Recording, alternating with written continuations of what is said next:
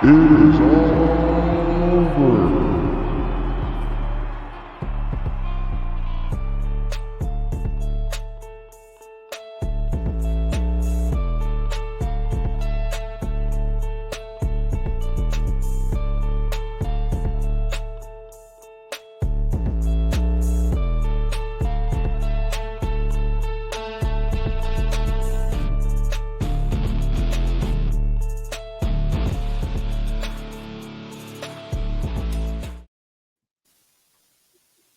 Hey everyone, good evening to you all, and we are here with another episode of the Insiders Interview Series. So great to have you all here with us tonight for this.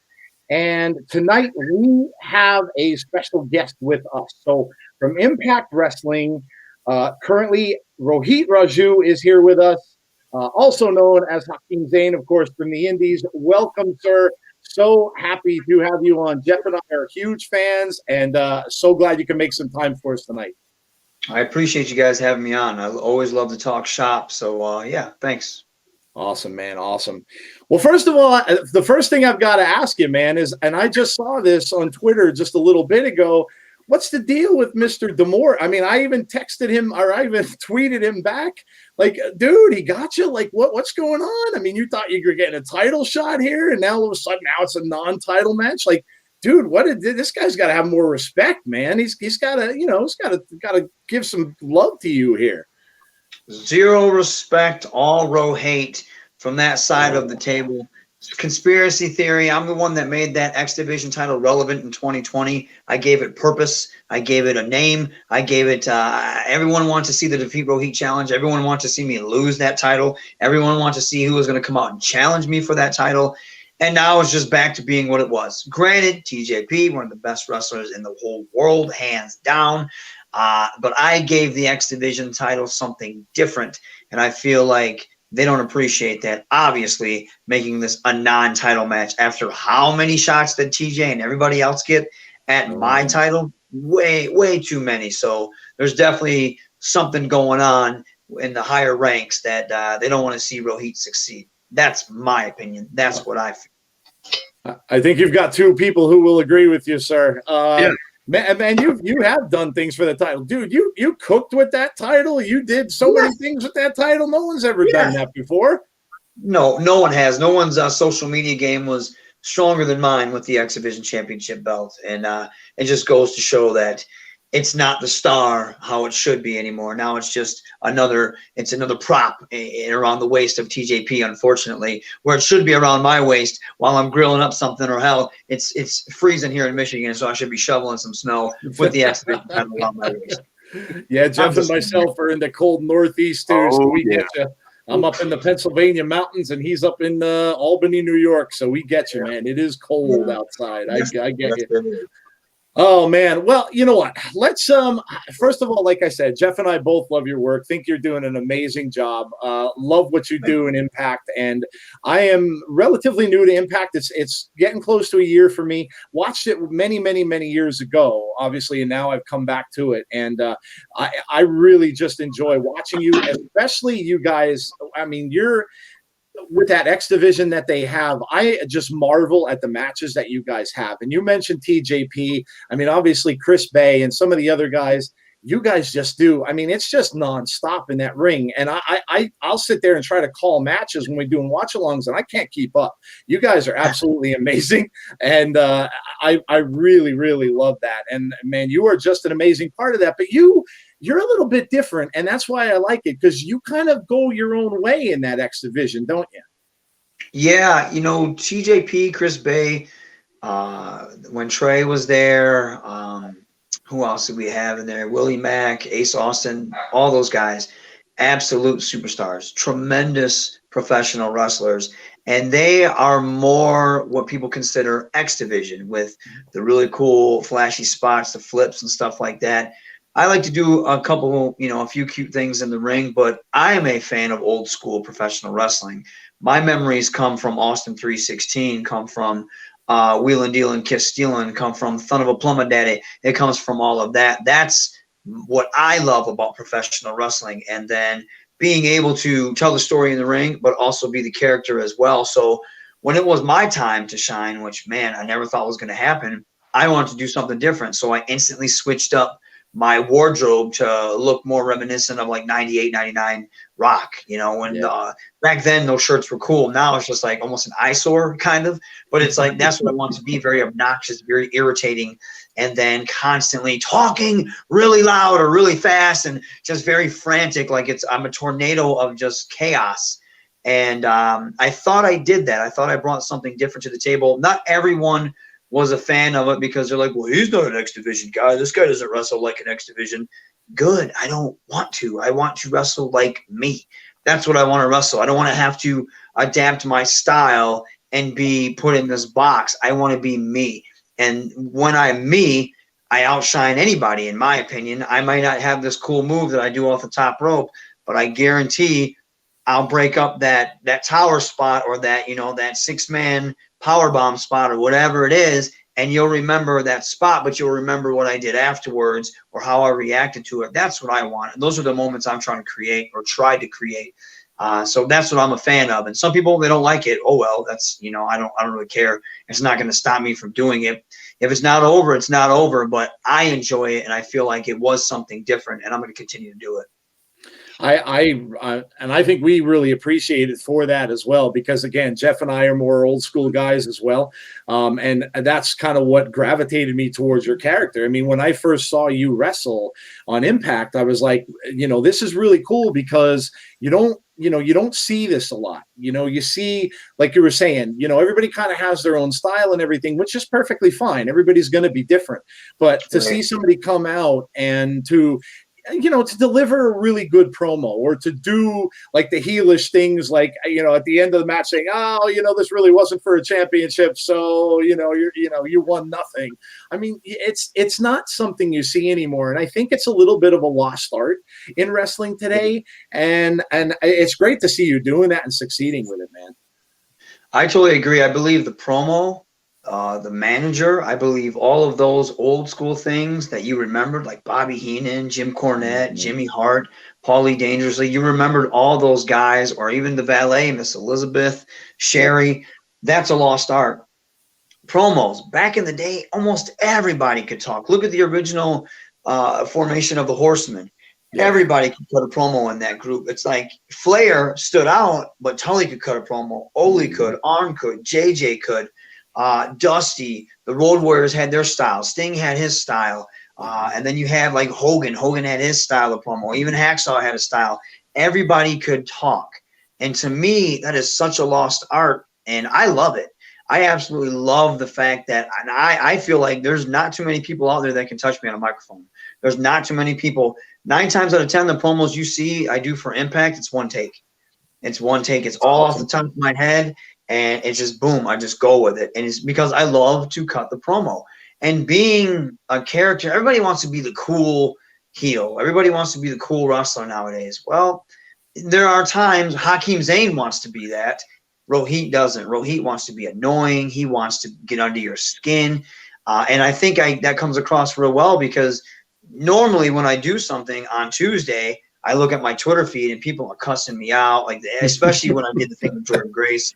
And they just hated me. Even people that were fans were like, oh, that's BS. You're such a coward. And it's good. Okay, cool. You don't like me for those reasons. That means I'm doing exactly what I need to do. I don't have that many followers because of it. Okay, you still hate my guts. That means that's exactly that's the response and the emotion I want from you. And I think it's excellent. And I do think that is a lost art. And if I can pick that up and run with it, that's exactly what I'm going to do, because that's what I enjoyed when I watched wrestling. Yeah, dude, it's really amazing. And yeah, I mean, like you said, I think too many people are maybe concerned about getting the likes on social media, getting the this is fantastic. But like you, it's almost like you want the opposite. And Jeff and I talked about this before. Yeah. You have some wrestlers who can do that and really, almost kind of change personalities. And when they do, you're kind of like, it's kind of cringy and stuff like that. But when you can do that, that. And you could captivate somebody by the fact that you're hating on people and they hate you for it. You're absolutely right. You're doing it. You're killing it, man. You're doing a great job. And I think that's one of the things that I know I personally love about your character. It's funny, the majority of my fans, like the stuff I do really isn't over as far as like what's hot in professional wrestling. Stuff that Chris Bay and TJ do, that's what's hot in professional wrestling. Stuff that I do, it's not hot anymore. It's not like what is considered cool. And I'm okay with that. As long as the people, like the workers know, the wrestlers know what I'm doing is different, and they respect what I do, and they know I work hard, and definitely respect should be heaped on my name, and I'm going to bust my butt to do what I got to do. I would think management knows, besides Scott D'Amore, obviously, because he doesn't want me to be X Division champion. We've already covered that. But I think management knows, and people like yourselves that are fans of the Austin era, the Macho Man era, Flair, 80s, 90s professional wrestling, they get it. And they respect it and they like it. Whereas some people are like, well, this is dumb. I don't understand. You know, they just don't, they either don't care. I'm that easy to be unlikable, or that's just not their cup of tea, like I was saying earlier. And that's okay. If you look at my followers, I don't have a lot of followers. I don't have a lot of people pushing my merch. I don't have a lot of people singing my praises as far as this, that, and the other. But when it comes to me being me, there's nobody going to do it better than I can. There's no one right now that's going to be that piece of crap heel, that person that just really gets under your skin. And I honestly, I take pride in that. I wear that as a badge of honor, because I hated Ric Flair as a kid. I hated Randy Savage as a kid. I hated the Horsemen. I hated Rick Rude. And that's what I want people to do to me. And people know, they're like, oh, well, you know, wrestling blends the lines here and there. I want you to hate me. I want you to dislike me. I want you to be like, I don't like that guy because of whatever. So it makes me feel good. There was an instance when I remember when I double stomped Jordan Grace and I yelled equality before. I had wrestled Kylie Ray at the Collective, and I was kind of doing the same thing. And I remember I read a fan say, they're like, I think he's really like that. I saw him wrestle at the Collective, and he was very sexist and stuff like that. And I just laughed because I was like, cool, that's how they really think I am. So I must be doing something right. So I'll take it. You think I'm scum? Sure, I'll be scum for you. That's the point. I gotta congratulate you too, because man, and this comes off to me as being a huge accomplishment. You had a killer 2020, and not many people can turn around and say that. I mean, what a crazy year for you guys and the sport. And I mean, you're even just talking about the Collective now, and you know how they managed to have that, and the fact that, you know, places like Impact are you know, have gone through this whole thing, and some people really just stood out. Again, I got to congratulate you, because man, you absolutely had a killer 2020. I mean, is it safe to say, was 2020 one of your best years in the business? Hands down. It honestly was. An Impact, there's a reason why I used Hakeem Zayn and not Rohit on the indies, because Rohit was nothing. There was nothing that drew nothing. I was a bottom of the barrel guy. I was jobbing out every single week. You knew what was going to happen when the Hit Squad wrestled. There was nothing to us. We were just Indian guys that were towing the line, so to speak. So, and finally, I caught my break, and I didn't think it was ever going to happen. And I remember, now the AEW stuff I did as Hakeem Zayn was kind of catching fire, which felt really good, but it didn't really catch fire. I didn't catch fire until Impact gave me the ball, and I ran with it. And that's when you start seeing like big time, I guess, journalists and a wide array of the fan base saying, like, I never thought this guy was going to amount to anything. He's really grown on me. He's by far the most improved wrestler of 2020. It's funny, like, I appreciate people saying I've improved so much, but I've always been doing that. I just had the chance now to have a microphone in my hand. Impact just kind of let me go. They let me do my thing. So if you look at some of my stuff on the indies, I've always been doing that. I've been putting in those style of matches. I've been putting in those style of promos. Impact just kind of brought it to the forefront and let me do it. And I took advantage of it. So it feels absolutely outstanding, my 2020 did. And now that I don't have the belt and I worry, I'm like, man, are they going to keep me at this level that I'm at now? Or are they just going to drop me and erase me? So I do worry, but it doesn't stop me from working harder because I want to prove to everybody it wasn't a one-time thing. I can continue to go whether I have that belt or not. You just put me in front of the camera and let me cut a mic. You put me in there with whoever, and I'm going to put on a good match. As long as you just allow me to fly, I'm going to continue to fly up. So I feel like they're doing that now. I'm really hoping they don't put chains and clamps on me and put me right back at the bottom and have me doing what I'm doing, because I felt like I've proven myself and established myself as one of the best things and different things that Impact has going for it. So I'm hoping that continues, because my 2020, like you said, it was by far the best year for me in professional wrestling. It felt tremendous. That's amazing, man. It really is. I mean, a testament to you to overcome like everything you had to overcome. And one last quick question, and I'll lead back to that, and then I'm going to let Jeff go because I know he has stuff he wants to ask you.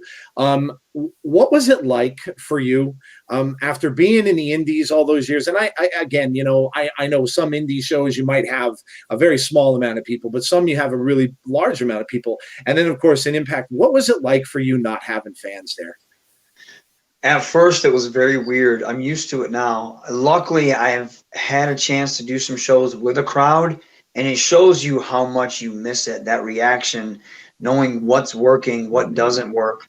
Sometimes, a lot of times, when you wrestle at Impact, you will be like, man, that match was great. But then when you see it, like people react to it, they're like, oh, that match was okay. You're like, man, I felt like that match was excellent. Or then sometimes it's the opposite where you're like, oh, that match was okay. And then some people are like, man, that match was fire. And you're just like, wow, okay, well, what worked and what didn't? So it's hard to gauge that without a crowd there. I do wish I had a chance to have my initial run with the crowd. I think I would have got booed out of the building. I think I probably would have been established as probably one of the top heels in professional wrestling if I had a chance to have that crowd, you know, and do the things I did in front of a crowd. They would hate my guts. I think it would have been great. And just to feel that response as a professional wrestler, you don't want to hear it. You feel nothing. You want to either get that huge pop or you want to be booed out of the building for the right reasons. And I think I would have. But at first it was weird. Your adrenaline's not there. I remember taking the first few hits, like, you know, some very snug shots or those first few bumps. And you're like, oh, it's rough. But once you get cooking, it's kind of like riding a bike. Everything it's normal. You're just not hearing the response of the crowd. Yeah. It was just you know, a lot of it was just so strange. And like I said, I you know, tip my cap to you and to everybody that has been entertaining us during the course of this, which has been one of the craziest years. I mean, I've been around. So all right, Jeff, I know that Jeff's got some questions for you, so I'm going to hand it over to Jeff. Go ahead, my friend. Let's go, Jeff. So I kind of want to go back to the character work because obviously, like Joe said, you know, us being fans of, you know, the late 70s, 80s, 90s style of wrestling and the promos and the importance there. I guess two things here. One, how long did it take you to get into that groove where you are now and figure out, okay, this is who I want to be. Let me continue to work on it.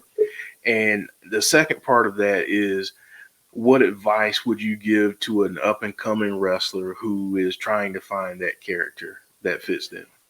Well, we'll do that one first because it leads into the first question. My advice, and myself and Jake Something just did a seminar down in Jeffersonville, Indiana, which was fantastic. And I was talking to them about cutting promos and character work.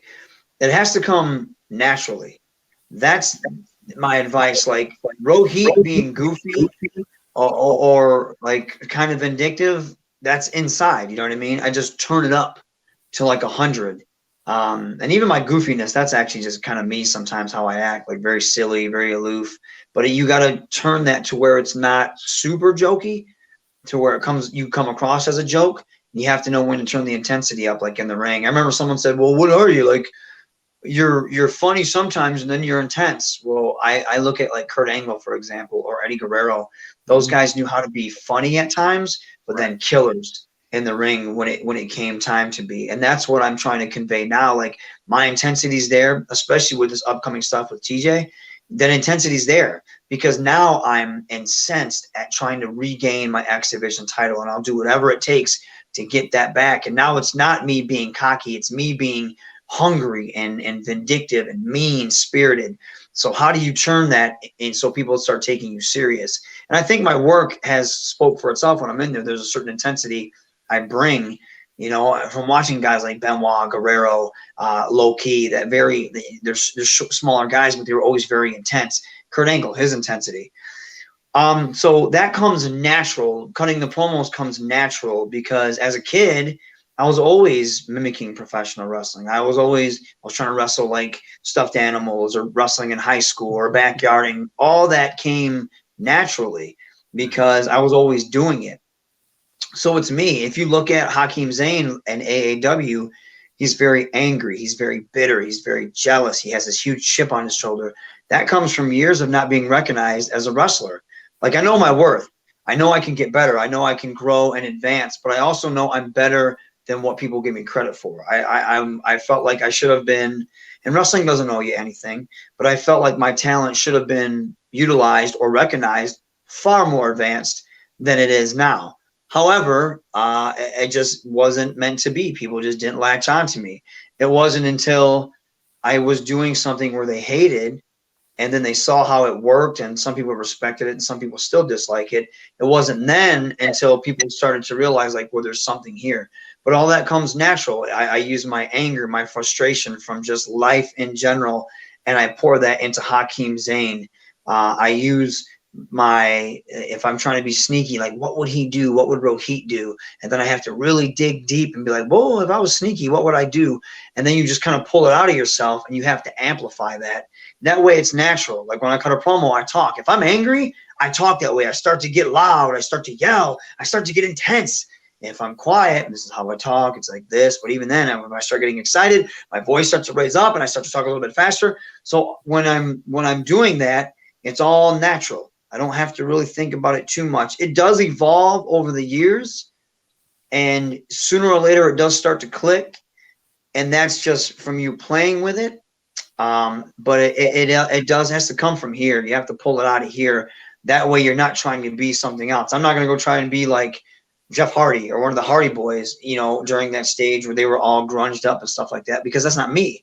That's not my style. I like to wear fancy clothes sometimes, or I like to wear just hoodies and be grimy. So that's the style I'm going to take. And that way when I do it, it's very natural and it comes across believable because I believe it, therefore you believe it. Right. That's amazing. That's amazing. It's, absolutely. And I kind of want to go off of that too. So, you know, all the years that you've put in and you haven't been recognized like I feel you deserve, and I know a lot of other people feel you deserve earlier.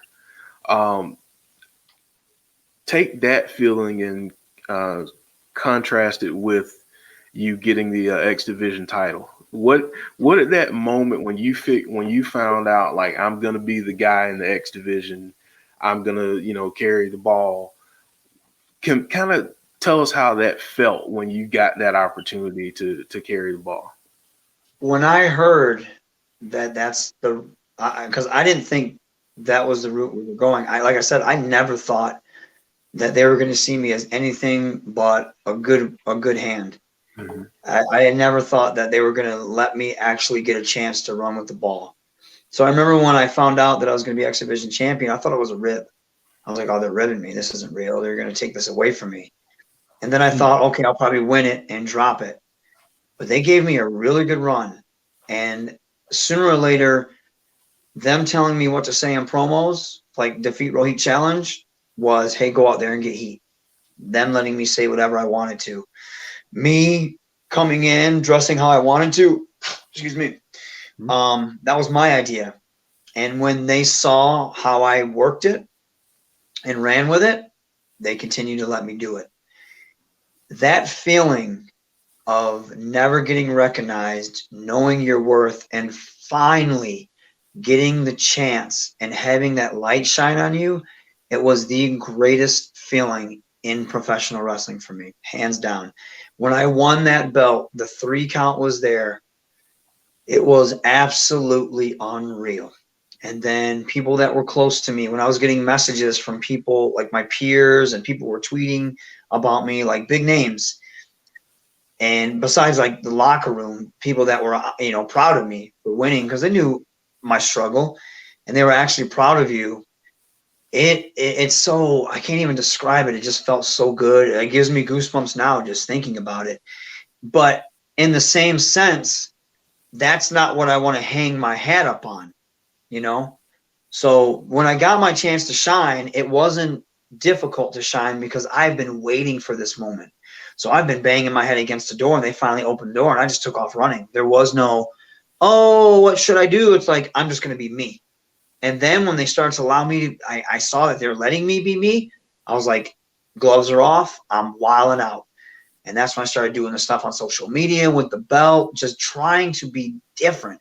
Because I know I'm not going to wrestle like those guys. I'm not going to do, all the cool destroyers and stuff like that. That's not how I operate. So I want to stand out and be so different compared to everybody else. And the feeling was amazing, but it made me work harder. I remember D'Lo said to me, he goes, well, now you have to turn it up. Now, there should be a fire lit under your butt. I said, it's not even a fire. Now I'm a volcano.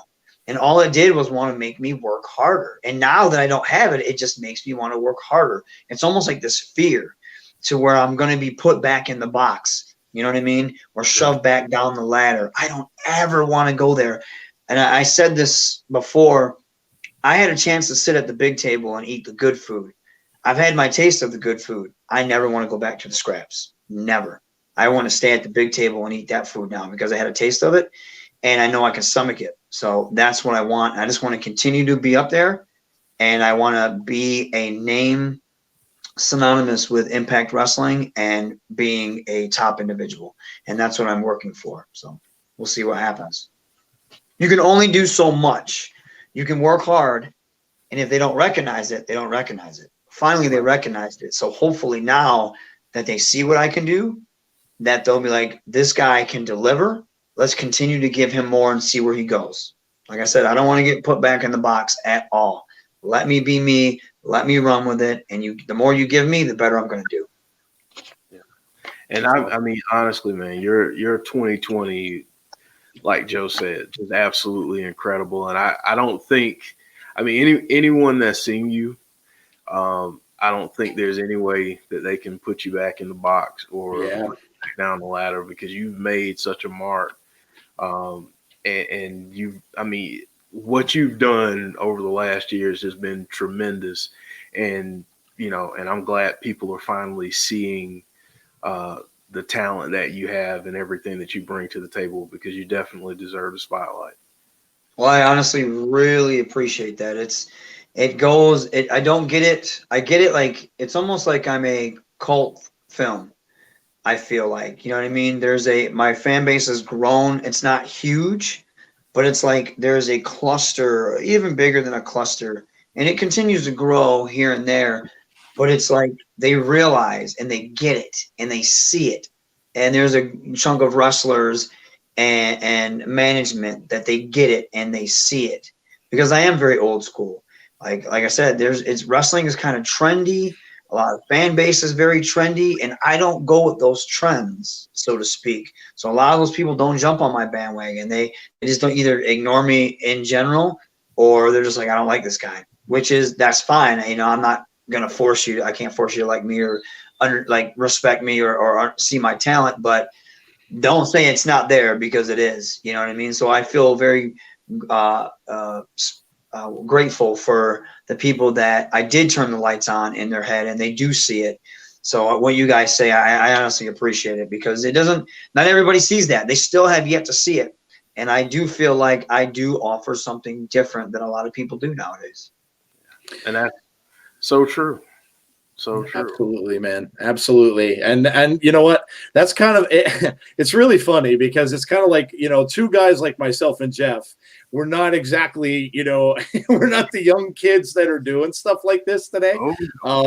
So we're gonna kind of maybe keep that kind of stuff alive a little bit more. I mean, the people we talk to too, we're bringing them into things that maybe we see So, which to be honest, it's fun because I think, like you said, people have such a different opinion of what wrestling is today that sometimes you got to know the history of it and know what happened in the past to kind of understand, like, to your point. But what we've seen since we've started talking more and more about Impact Wrestling is we've gotten, and Jeff will attest to this too, we've gotten so many people just coming to watch the show and watch Impact along with us now, which is tremendous because it wasn't something, like you said, that, people were watching the big companies. They're watching the WWEs, the AEWs, which is fine. I mean, but I love it. I love bringing new people into things. And I love the fact that they see someone like you still, doing that stuff that was so successful back in the days that we watched and still can be today. And I think in a way you're a pioneer because, and I agree with Jeff totally. You now have established yourself as one of the best, if not the best heels in that company. And to not have you there to not have you involved in, the main events or would be almost a travesty at this point because there's no one else that can do it as good as you do it. And like I said, you're almost like a pioneer now for others where they see that and they'll be like, hey, this kind of stuff works. So let's go ahead and do it. So I think it's fantastic, man. I really do. You're really just doing a tremendous job. And I love the fact that you're keeping that old school thing going. I appreciate it. And to me, I use Ric Flair as an example. Back in the 80s, a lot of mainstream people weren't talking about Ric Flair. They talked about Hogan. They would talk about Savage. Yep. It wasn't until like maybe the past 5-10 years, you had ESPN doing stuff on Flair. You have Ric Flair in rap videos. You have a lot of hip-hop artists mentioning Ric Flair. You have a ton of sports people talking about holding these Gators down. You have all these people, they didn't even talk about Ric Flair matches, you know what I mean? They're talking about his persona. So that sticks out. And 30 years from now, we're still talking about that. We're still going to be talking about Austin 316. We're still going to be talking about brother. We're still going to be talking about all of that because those guys have made moments. And that's who I idolize. I think like Blake, Christian, I think he's amazing, like hands down. The Rascals, aka MSK, I think they're amazing. Like I can't do that stuff those guys do. They're super talented. They're super athletic. But then again, I've never wanted to do that stuff. One of my favorite matches, my favorite feuds is Rock Austin, and it's so hot because they literally all the vignettes, all the promos, they built this up just by being their personalities. And then so when you finally get these two in the ring and it has that huge feel for it, and then the match is just punch, kick, backdrop, duck one, Fez, and stuff like that. But it doesn't matter because they're finally tearing into each other. Yep. And that's all you want to see. And you want to see The Rock get his comeuppance, and you want to see Austin stomp a mud hole in his ass. Yep. But it's like Rock Hogan. They just stand there for 2 minutes looking at the crowd because that's that energy because it's built up. That's what I want. I love watching old X Division stuff. I love watching the Machine Guns. I love watching Low Key. I love watching 90s cruiserweights. Absolutely.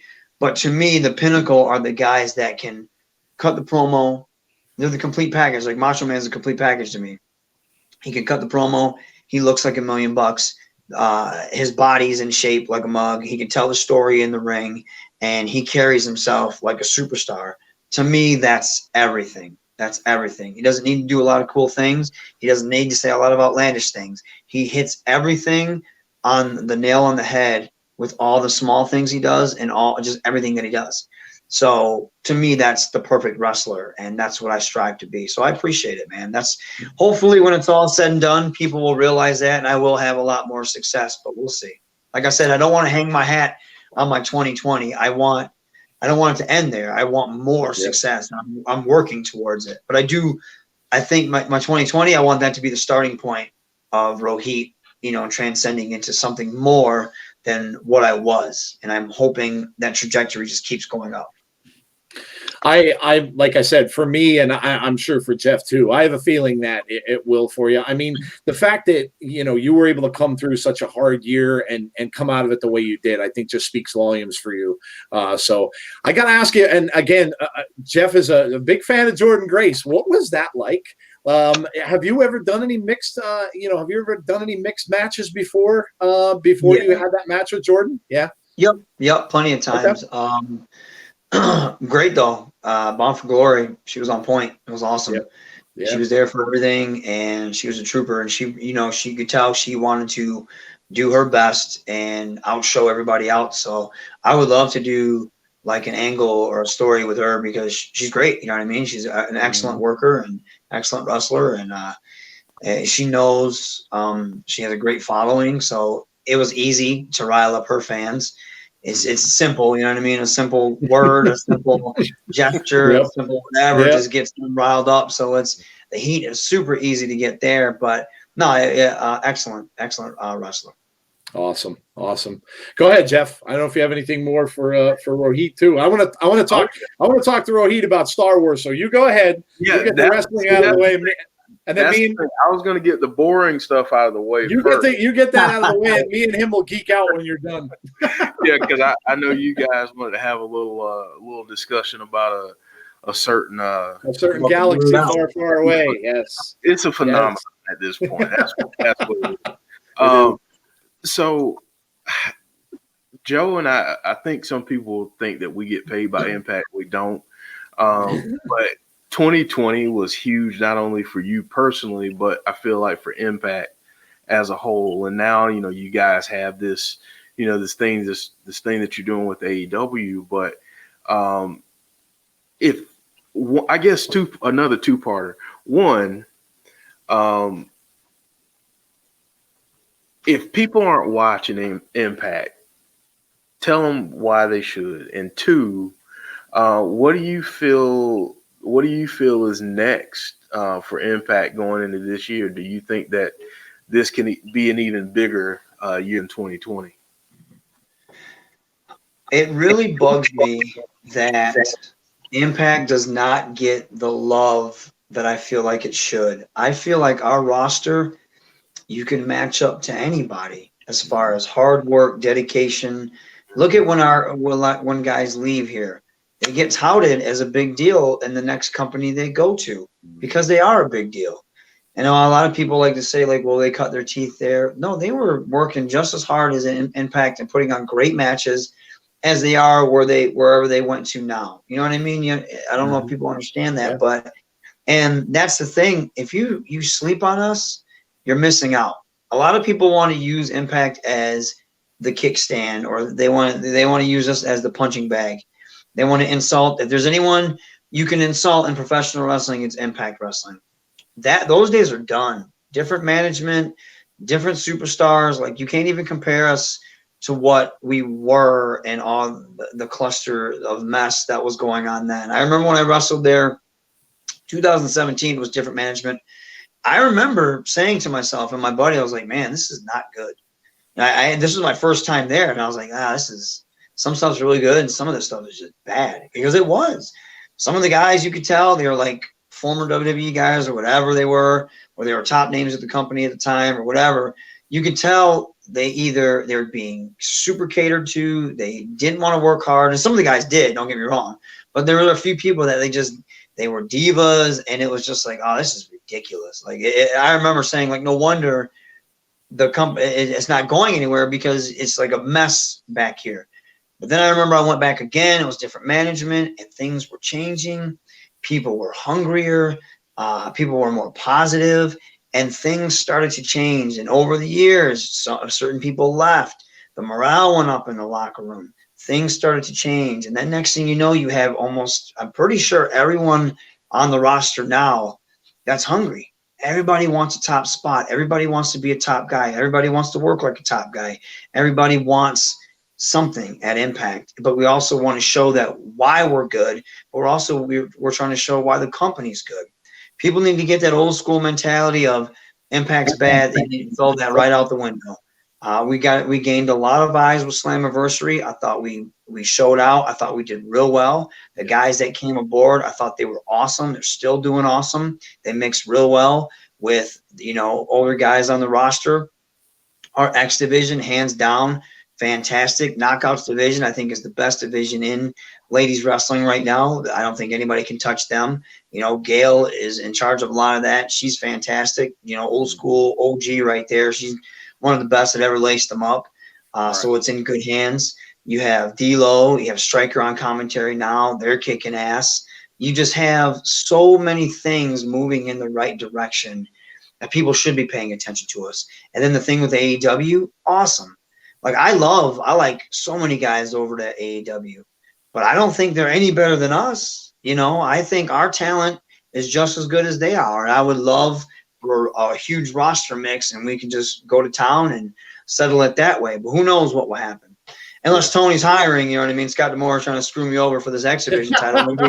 Maybe Tony needs a very sharp dressed, over tongue individual on his roster. I know he's got a couple guys over there. Okay, but they do their thing. But they don't do my thing. If you pick up what I'm laying down, I think I could give old Jericho a run for his money on that microphone and in the dress clothes department. But also, I would just love to sit under his learning tree. And it's funny because Gama would always tell us stories, because Gama was from Calgary and was doing Stampede. And Lance Storm and Chris Jericho were very green at the time. So he would always tell me very cool stories about those guys. And I don't know if Chris keeps in touch with them or not, but listening to Gama and just listening to his stories is so cool. It's like story time, man. You just sit down and you listen to him talk, and it's fantastic. But I think if Impact can take advantage of this momentum, take advantage of the eyes on us right now, and build off that, we're just going to grow. And I think our fan base will grow. I think everything else will grow because I feel like we deserve it. I would sit here and say, yes, the company does have things to improve on, but compared to where we were, people shouldn't be speaking ill of us. I think we've done a tremendous job with no crowd.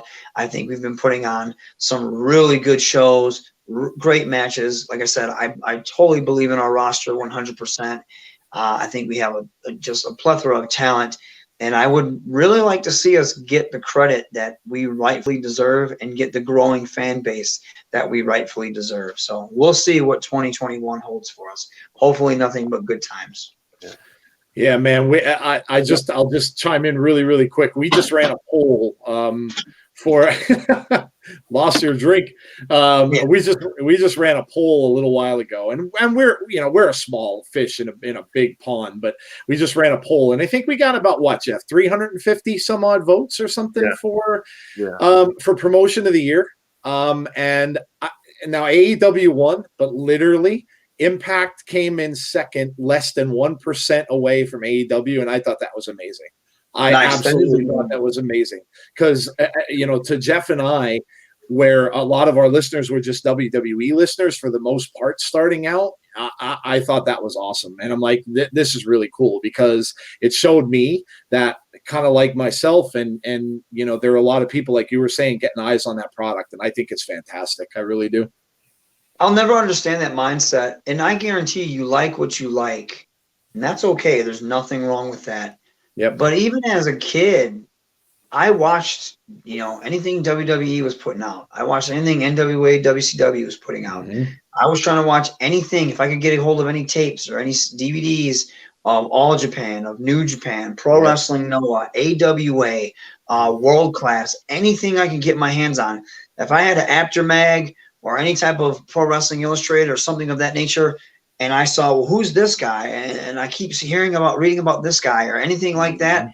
I want to know where they wrestled. I'll never forget ECW seeing Sabu for the first time and like, I need more of this. Or reading about like ECW versus WCW, and it was like Arn Anderson versus Sabu before it became, the Extreme. I think it was still Eastern Championship Wrestling. But I remember, Shane Douglas is over there. What's he doing? I remember Shane Douglas. There's Jimmy Snuka.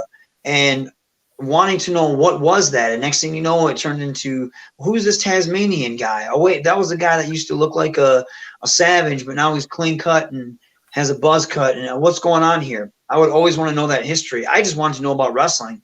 So I'll never understand that mindset of like not wanting to watch wrestling. Like, Yes, I don't know if the fans just don't understand how hard it was before, but man, like having New Japan at my fingertips, having old school WCW, WWE, WWF, NWA, AWA, having all that stuff world class at my fingertips. Yeah, sign me up, man. I want to watch it. Having Impact, old school Impact, TNA at my fingertips, like, come on, man. It's sky's the limit. Having a new promotion that's on TNT and it's wrestling, like, why would you not want to watch that? There's so much, there's history being made and people aren't even being a part of it. And it blows my mind. I don't understand that at all. I love that comment. Yeah. I love that comment, man. Yeah. Are you a wrestling fan or are you just a, you know what I mean? Like, and I don't even know, like I struggle with that too, because it's almost like when you see that kind of stuff going back and forth on social media, you start to wonder to yourself, are you just hating things because you just want to hate stuff? I totally believe that. If it wasn't for wrestling, I wouldn't even have Twitter or any of that, because the toxicity that I see just in society nowadays, whether it's politics, entertainment, whatever. But even wrestling fans, I say this: there's so many elitist wrestling fans. Like I would always meet them at indie shows and watch them at indie shows. Like, well, this person comes from here and they don't wrestle this style of wrestling, so I'm not going to cheer for them or buy that. It's like, shut up! Like, it's wrestling. You know what I mean? It's like one giant stew. You like the celery, you like the beef, you like the carrots. What do you like? You like the broth? You like it hot? You like it cold? What is it? No matter whatever it is, there's something that you like, and you don't need to crap on the other thing. It's like people are just so, their noses are up in the air. And to be honest, like the way a good chunk of wrestling fans are nowadays absolutely annoys the hell out of me. So being the fact that I get to be a heel and just talk trash to them on the internet makes me feel so great, because half the time I'm being serious. You know what I mean? A lot of these fans, and part of my language, can eat shit. So it's great because they have such a high expectations of themselves. It's like you're watching, you're paying to watch us. You know what I'm saying? We're getting paid to be here. You're paying to be there. Just stop and enjoy it. Stop having such high attitude about, this professional wrestler, he doesn't do this, and this person. It's like, shut up. Nobody cares. Just watch it. Enjoy it. Shut up and enjoy it. My new thing when I hear people doing that crap on social media is, how many bumps have you taken? How many rings have you broken down? How many have you put together? And until you can give me an accurate number of that and tell me it's more than zero, shut your mouth. Yeah. Even some of the wrestlers are like that nowadays. It's like, guys, do you not remember where you came from? I mean, unless you were brought up in the age of social media as a professional wrestler, and you could have one highlight reel and everybody thought you were the next Eddie Guerrero because you did one cool move, by all means, I'm not trying to sound bitter or sour, but a lot of these guys have it way easy. Word gets out about somebody. Back in the day, man, you had to drive so many places. You had to just get a shot. And then word had to travel via other wrestlers. Like, this guy's good, put him on.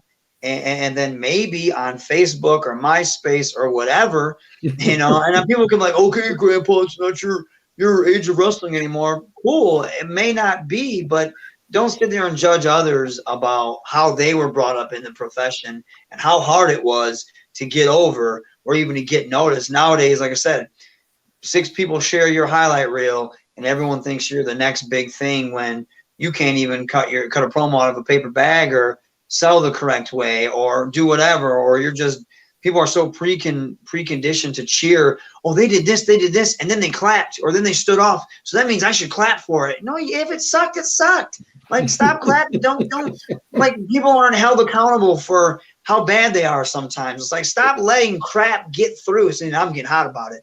But it's like it blows my mind. We get hot about it too. We get hot about it too. Even some wrestlers are like that. It's like, guys, just stop and learn. I'll see some guys come to TV sometimes and they'll do like an explosion match and they think they're hot shit. And then next thing you know, they don't know how to work a break spot, or they don't know what camera to do, or they're selling with their head down. Small things that make you a TV star. And some guys come in and they kill it. They absolutely kill it. Or some guys come in, they look like a bag of milk. Like, it's like, man, look, dude, you're supposed to, I know it's not a bodybuilder business anymore, but what do you want to do? Do you want to sell tickets? You want to sell action figures? If that's your gimmick, fine, that's cool. But if not, like, come on, man, look like a TV star. Right. Man, carry yourself like a TV star. You may be hot stuff out there, but you're not hot stuff in there. You have to learn, and you have to be humble enough so you can grow and be what you can grow to be. There's so many guys, because of their fan base, or just, you know, because they think they're great, they instantly cut themselves off. They're already cut themselves off, and they're not going to grow anymore because they think they're the hot stuff, and that's not the case. And that's because of how things are, you know, what people get away with nowadays. And that's my rant. I love that. Jeff, we're going to have to get a clip of that and just continuously play it on our show. Yeah, that's already a thing. We're I'm not taking away from, you know, I don't want to sound like I'm taking away from anybody, because I love it. The talent pool is, like, in professional wrestling now, is ridiculous. It's absolutely ridiculous. People are catching on so quick. However, check yourself. Like, please just check yourself and be the best that you can be. In order to do that, you have to check yourself, check your fan base, and learn, you know, how to be that. It doesn't happen overnight. You may have potential, you may be great, you might even have this vet saying you're God's gift to whatever, but not everyone's going to say that about you, especially if you come in with a stank attitude, like, nah, you can go somewhere with that. Awesome. Absolutely. Awesome. Oh man, love it.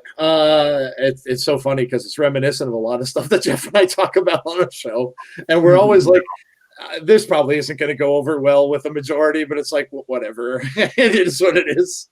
Right. So that's awesome, man. Love it.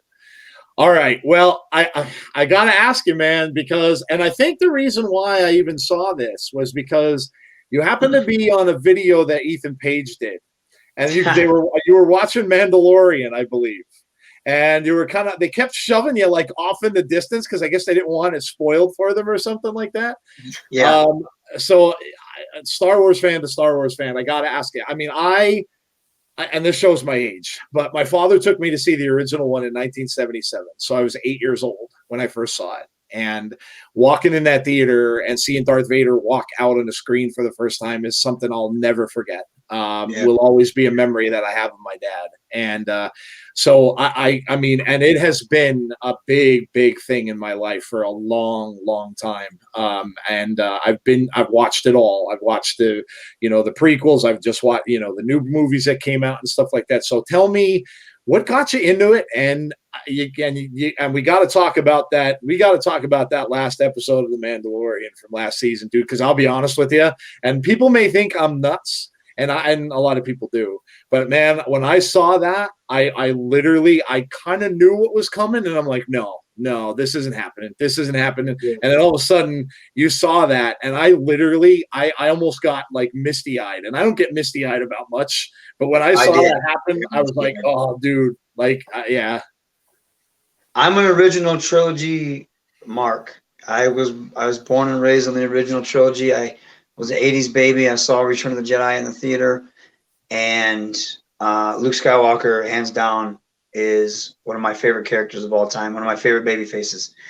So I wasn't a fan of the sequel trilogy for many reasons. I thought it was I didn't think they had a plan. And if people enjoy it, that's fine. I'm not saying anything, but I hated what they did. I felt like the OG characters were just clickbait. Right. And they had them in there to bring in fans like me. And then they did nothing with them. You know what I mean? It felt like, so when I saw Luke at the end, and I was like, don't do this to me. Don't play with my emotions. Don't make this be a green lightsaber, and it's not him. Yeah. And then when they did it, and I wanted to see a de-aged Mark Hamill. I didn't care what it looked like. Yeah. I was happy because I know if you ever listen to Mark Hamill, he was very disappointed with the way Luke was used in Last Jedi. So, I was very happy that he finally got somewhat of justice, because it wasn't him, but at least they tried to portray it as him. And it was a Luke Skywalker that fans like myself have been waiting to see for like 30, 40 years or whatever. So it was absolutely fantastic. And I felt like The Mandalorian captures what Star Wars feels like. I always say the Cobra Kai series, like Hollywood, for whatever reason nowadays, they try to take something that is nostalgic Yep. And they try to kill what made it great. Yep. Terminator did it in its latest stuff, the Predator movies, Alien movies. So it's like a lot of times the first Predator movie, for instance, worked because it was so simple. Yep. And then every Predator movie after that, besides maybe 2 and Predators, tried to make it this huge convoluted thing, and it's just, it doesn't work. The Terminator movies, like I hated the last one, is because like 2 was one of the best movies ever, as far as one of the best sequels. Yep. They literally destroyed 2 to tell their story, this exact same story, in a horrible way. And I felt like the sequels did that as well for the Star Wars movies. I thought they just told the same story, but there was no meat in that stew. They didn't earn what the original trilogy earned. So when The Mandalorian, kind of like Cobra Kai does, where they take things that are nostalgic or what came before it, they respect it and they keep it here, but they do that at the same time as elevating everybody else that's here. So they literally pass the torch. You know what I'm saying? They're passing the torch like this instead of just throwing the torch. Oh, here's these guys.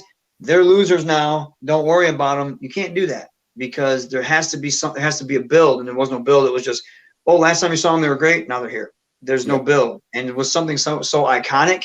It kind of ruins it for a lot of people. But Mandalorian, I felt, respects everything that came before it and respects what Star Wars is.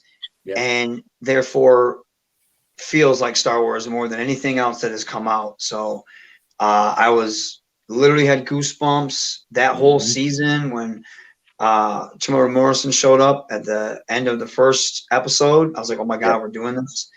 And then when they mentioned Ahsoka and Bo-Katan was in it, because I've watched Clone Wars and Rebels and all that stuff. And then and you're like, sweet, I can't wait to see. I wonder what's going to happen when we see Ahsoka. And she's right there from jump with the 2 lightsabers. And I got goosebumps just thinking about it.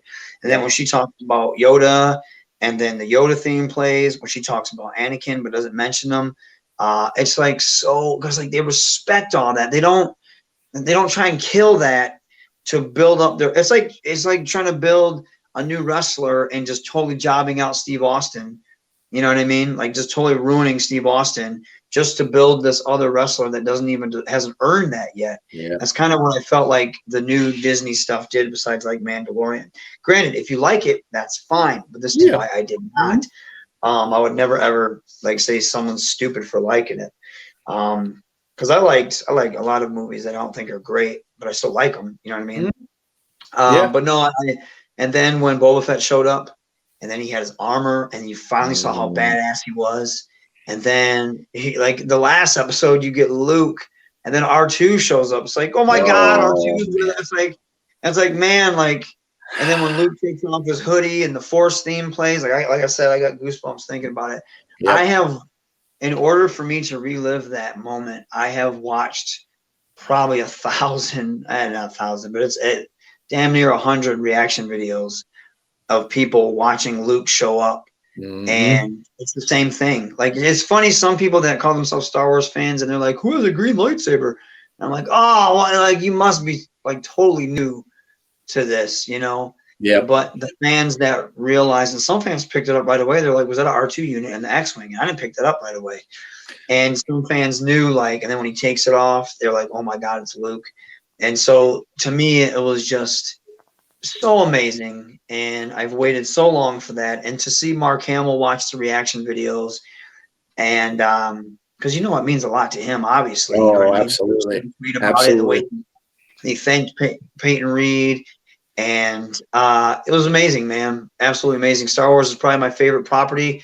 The sequels really killed my love for it, and the way they treated fans. There's some fans that were very toxic on both ends. Right. There were some fans that didn't, like myself, that had valid reasons why they didn't like them, and they broke it down. The way they treated those fans and the way the fans on the other side treated those fans, calling them man babies and all this stuff, I'm like, man, you guys don't get it. Like, you're upset because you're force feeding us something that we're not going to swallow. And we don't like it, and this is why we don't like it, and the reasons are valid. But that really soured me on Disney. So I didn't go in there with high expectations for The Mandalorian. but John Favreau and Filoni, it's a different. It's you have the Lucasfilm Story Group, which does like High Republic now, and did the movies, which I'm not a fan of. But I haven't read High Republic, so I can't judge that. But like then you have Filoni and Fav, who know Star Wars, and obviously know all like these small little details, like the crate dragon egg, the Death Troopers. Like those are some deep cuts right there. So in my eyes, Star Wars is safe in their hands. I am excited for the new shows, but I won't lie. I'm excited for whatever they touch. I'm going to be skeptical on what the Lucasfilm Story Group has to deal with or what they're touching, because I do feel like they do a lot of agenda stuff and they try to force things in there just to mark off, check the boxes. I just want a good story. I don't care who's what's this or that. Just give me a good Star Wars story and let's call it a day. I don't need any politics in my Star Wars. There's enough politics in Star Wars. I don't need anything else. So I agree. That's why I watch it, to get away from all that stuff. So that's just my opinion on it. But yeah, Mandalorian, man, I absolutely loved that last episode. Oh my God, man, it was so good. And I agree with you about Mark Hamill. I saw his comments and I'm like, you could tell that he got like a justification from all that. And I was like, that's tremendous that he got to see that. I agree with you. I thought that, and I always had said Filoni to me should be the guy that should be running that. You could tell he's a fan. He knows what fans want because he's a fan. And I've just said, you have Marvel and doing so well with their movies, and that's Kevin Feige that does that. Well, Filoni should be the Kevin Feige of the Star Wars universe to me. I mean, I just think he's done incredible work. Rebels, by the way, you said you watched. I love that series. Loved that series. Oh, it was so good. Season 2 is by far, like, especially at the end, that last episode of season 2, when Ahsoka and Vader meet for the first time. Yeah. It's by far one of my favorite pieces of Star Wars ever. Just the dialogue between them, the way it ends, you don't know what happens to her. She cuts his mask and she sees him as Anakin and she instantly freezes and like forgets like what's going on and why she's there and like, feels bad for him. And then he's just like, nah, you're going to die. If that's what you choose, you're going to, I'm like, oh my God, he's gone. You know what I mean? There isn't more Anakin. It's just Peter. And I just thought that was so cool. And then the last 4 episodes of Clone Wars was amazing. When the Order 66, Darth Maul, the hallway scene, they took such, and I was so bummed when I watched the prequels.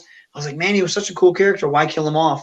I was so happy when they brought him back, and they have made him such a tremendous character. And then that last fight with him and Obi-Wan, it's such a very Kurosawa-esque samurai, but it's just perfect. And the way he dies, he's like finally not angry. He's come to terms with it, and Obi-Wan's there and kind of like helps him get through it. I'm like, man, this is like, it's so deep for a cartoon, and the character development is so good. So I'm honestly, I'm curious to see where it goes. I hope the Obi-Wan series is great. I'm glad Hayden Christensen's going to show up. Play Vader. Yeah, that's cool. Man, that popped me huge. I can't wait. Maybe we'll get some Clone Wars, live action Clone Wars flashbacks too. That'd be awesome. I'm all for it, man. I agree with you. I agree with all your points. The sequel trilogy was to me, lackluster. I mean, to say the least. Last Jedi, I just didn't like it all. I came away from that. Oh man, like I came out of the theater thinking like, what the hell was this? I just didn't get it, and but no, I agree with you, man, and I love it. It's so great. I grew up on it, and with me, with that kind of stuff, with comic books and stuff like that, to be my age and to see a lot of this stuff getting up on a big screen and everything like that, I absolutely think is tremendous. And to tie it all back, it's like you were saying, it's entertainment. It's just like what wrestling does for us too, and the fact that you're getting this stuff. Even through everything that's going on in the world and stuff like that, just, man, do your best to just go and enjoy it, because it's just so cool to see. Like, for folks that haven't watched Star Wars in ages, if they would watch that scene from The Mandalorian, I can guarantee you they'd be right back in. So, hands down. Hands down, man. It was such a great scene. So good. So good. Well, Jeff, anything else for Rohit before we let him go? Because it's getting late. Yeah. So can you tell us where we can support you in terms of buying merch, anything that you have going on where we can make sure we have some folks support you? Yes, please. Speaking of the Mandalorian, on my prowrestlingtees.com/Rohit, the latest shirt that I just put out was the Mocha Skin Mandalorian. It is me dressed in Mando armor, and in the baby carriage is the X Division title, which the artist, he made it into the Flex Division title, which is actually pretty cool. Pretty cool design. Hakeem Zayn fans, there is a Hustle and Muscle shirt, Dragon Ball Z style, with myself and Karam on it as Vegeta and Nappa. There's also a Wu-Tang Clan style shirt, which damn near every wrestler has, but mine's way better. And then, of course, I have some Daisy Hitman shirts on there. I have a Rohit Raju shirt, again, anime style, which I'm a huge fan of. I do have a shirt coming out called The Heat. I just got to get the design done. Fan, one of Ethan Page's main fans has been bugging me about it. They've been like, "Hey, get this shirt made so we can buy it." And I haven't been able to have the time to figure out what design, but I have a design for it now. So I just got to have my person make that for me.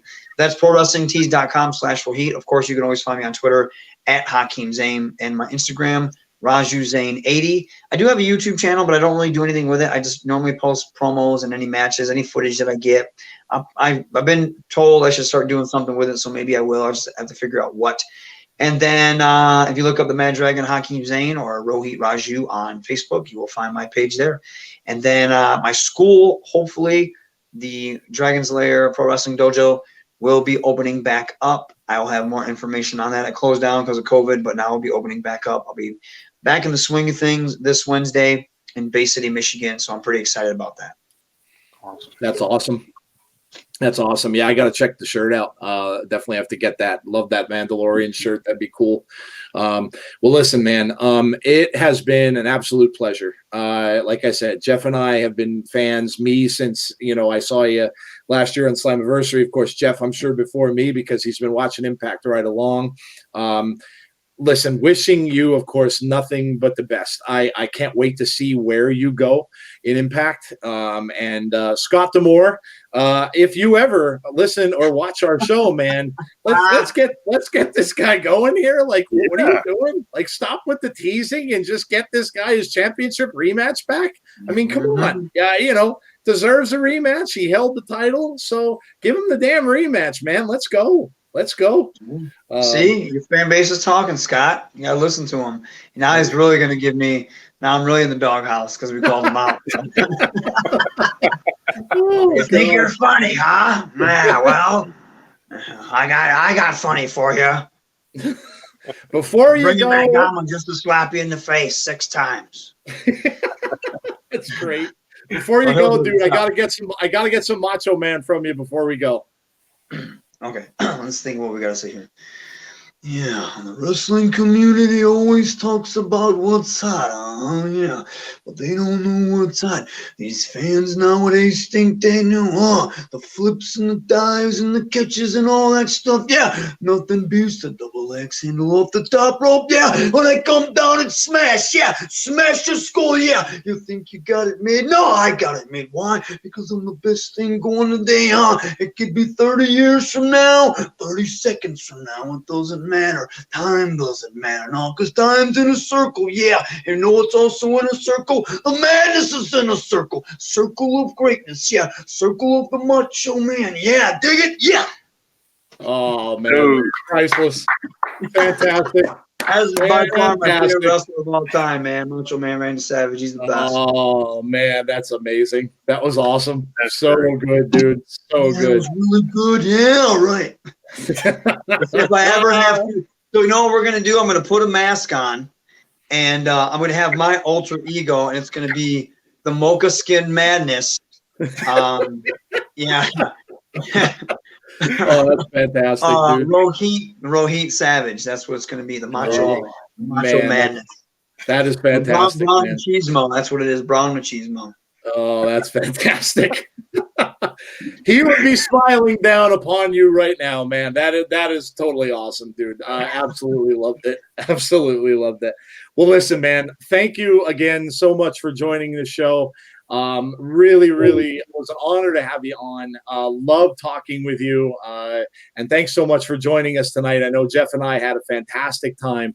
And again, really wishing you the best in 2021. Listen, man, you get that belt back, come and see us again. We'd love to have you on again. Love to have you with that belt sitting in front of you while you're talking to us. So get that belt back, come and see us again, man. Love to have you back anytime. It's only a matter of time, and I appreciate you guys having me on. Great conversation. Appreciate that, man. Thank you so much. And stay safe out there, and good luck with everything in 2021, man. Thank you again. Thanks, guys. Take it easy. All right, man. You too.